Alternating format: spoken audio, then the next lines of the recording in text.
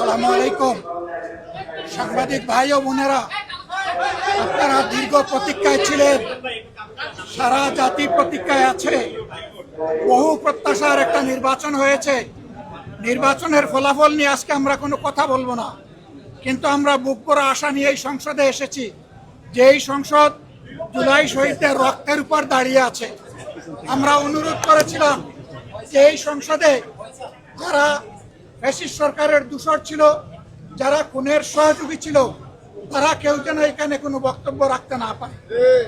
এই প্রেসিডেন্ট তিনটা কারণে অপরাধী, যার বক্তব্য এই মহান সংসদে আমরা শুনতে পারি না। প্রথম কারণ হচ্ছে তিনি সমস্ত খুনের সহযোগী ছিলেন। তার আমলে যে খুনগুলো হয়েছে, একটা খুনের বিরুদ্ধেও তিনি শাসক গোষ্ঠীর প্রতিবাদ করেন নাই, সেই খুনে তিনি কোনো ব্যবস্থা গ্রহণ করেন নাই। প্রেসিডেন্ট রাষ্ট্রের অভিভাবক হিসাবে তিনি জঘন্য অপরাধ করেছেন রাষ্ট্রের নাগরিকদের প্রতি।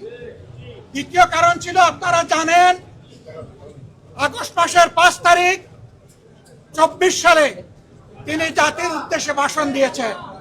সেই ভাষণে তিনি বলেছিলেন যে তৎকালীন ফ্যাসিস্ট প্রধানমন্ত্রী পদত্যাগ করেছেন এবং তিনি তা মঞ্জুর করেছেন। পরবর্তী পর্যায়ে আপনারা দেখেছেন, 2টা মিডিয়ার সাথে সাক্ষাৎকার দিতে গিয়ে তিনি তা অস্বীকার করেছেন, নতুন গল্প সামনে নিয়ে এসেছেন। তিনি জাতির সামনে মিথ্যাবাদী হিসাবে সাব্যস্ত হয়েছেন। দেশের প্রেসিডেন্ট মিথ্যাবাদী সাব্যস্ত হওয়ার পরে প্রেসিডেন্ট হিসেবে তার আর কোনো নৈতিক অধিকার থাকে না। 3 নম্বর অপরাধ তিনি করেছেন, তিনি নিজের হাতে অর্ডিন্যান্স সাইন করেছেন। এই জুলাই অভ্যুত্থানের পরে ফেব্রুয়ারির 12 তারিখ নির্বাচন হবে। নির্বাচনের পরে যারা নির্বাচিত হবেন তারা 2টা ক্যাপাসিটিতে নির্বাচিত হবেন। তারা সংস্কার পরিষদের সদস্য হিসাবে নির্বাচিত হবেন এবং তারা একই সাথে সংসদ সদস্য হিসাবে নির্বাচিত হবেন। একই দিনে উভয় শপথ একই ব্যক্তি পড়াবেন। অত্যন্ত দুঃখের বিষয়, সেই শপথ দুটো আমরা নিলেও সরকারি দল নেয়নি। তার প্রথম দায়িত্ব ছিল গেজেট প্রকাশের 30 দিনের ভিতরে সংস্কার পরিষদের অধিবেশন ডাকা। তিনি সেই অধিবেশন ডাকেন না। গণভোটে হার পক্ষে ভোট দিয়েছে 70% মানুষ। তিনি 70% জনগণকে, দেশবাসীকে অপমান করেছেন। এখানেও তিনি অপরাধ করেছেন। এই 3 অপরাধের কারণে আমরা তার ভাষণ শুনতে চাইনি এবং আমরা সরকারি দলকেও অনুরোধ জানিয়েছিলাম, স্পিকার মহোদয়কে অনুরোধ জানিয়েছিলাম তাকে যেন ভাষণ দিতে দেওয়া হয়। তারা আমাদের কথা কার্য করেন নাই। আমরা সংক্ষুব্ধ হয়ে সংসদ থেকে বের হয়ে এসেছি।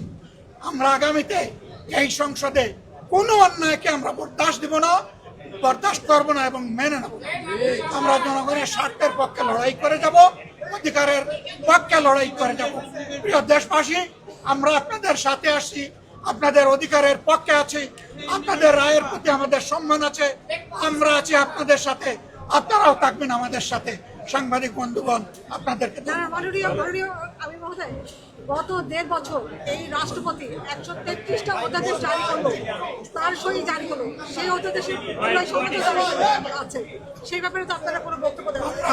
দফায় বক্তব্য দিই, আমরা মূল জায়গায় বক্তব্য দিয়েছি। ধরে একটা করে বক্তব্য দেওয়ার কোনো দরকার নেই। আমরা তার নৈতিক বৈধতা বহু আগে অস্বীকার করেছি, প্রত্যাখ্যান করেছি।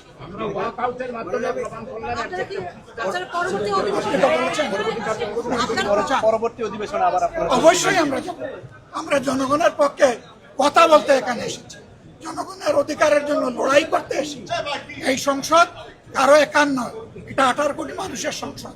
আমরা তাদের প্রতিনিধি হিসাবে অবশ্যই আমরা সংসদ